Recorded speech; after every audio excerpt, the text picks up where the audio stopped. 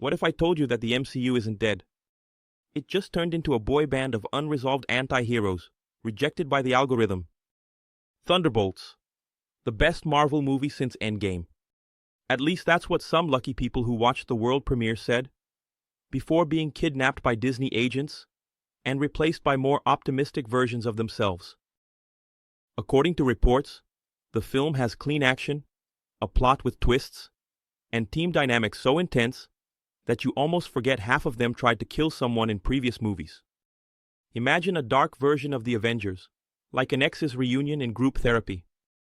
And Yelena Belova trying to overcome the trauma of being too funny for Black Widow 1.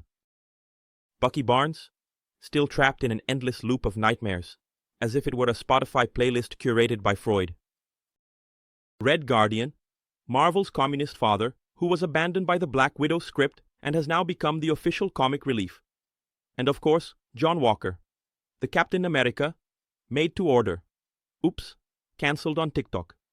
It's almost as if the movie is saying, since we don't have Tony Stark, let's go with the remaining HR crew. Most of the reviews so far have come from people invited to the red carpet. That is, cosplayers, TikTokers, YouTubers.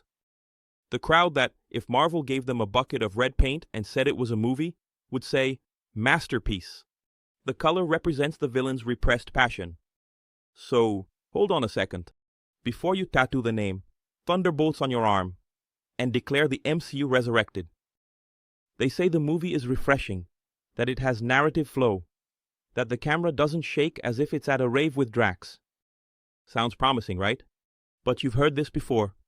Like, in Eternals, Quantumania, Secret Invasion, Captain America, The New Bizarre World. The difference is that now people are saying Thunderbolts is like Black Widow 2.0, but better. Which is like saying, this cold pizza is better than the previous slice that fell on the floor.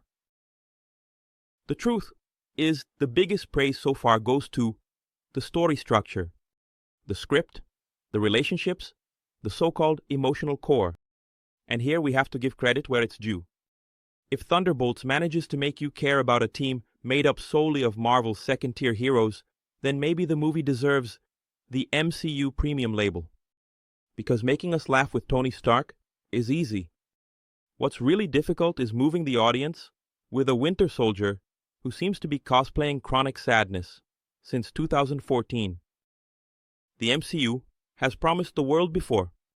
With every premiere someone shouts, reinvention, with the same energy as a shampoo commercial. But what if that's all it is? A new package for the same content? Like those reboots that swear they're different, but deep down are using the same script from 2012 with a touch of updated traumas? And what if Thunderbolts is just an extended trailer for the next Captain America movie? Or worse, for Disney+. In the end, Thunderbolts could be all of this. The renaissance of the MCU, a decent movie with soul and punchlines, or just a collective delusion caused by the lack of good Marvel movies since 2019? What we know is, the hype is back, but so is the trauma. Now it's up to you, rebellious nerd. Will Thunderbolts save the MCU, or is it just another suicide mission with hero marketing? Do you dare to disagree? Comment below. But comment knowing that the algorithm is watching you. And maybe Zemo too. And subscribe, because if Bucky cries again in this movie, we're going to make a video just about that. The Chemistry of the Winter Soldier's Tear. Part 1. pH and Trauma.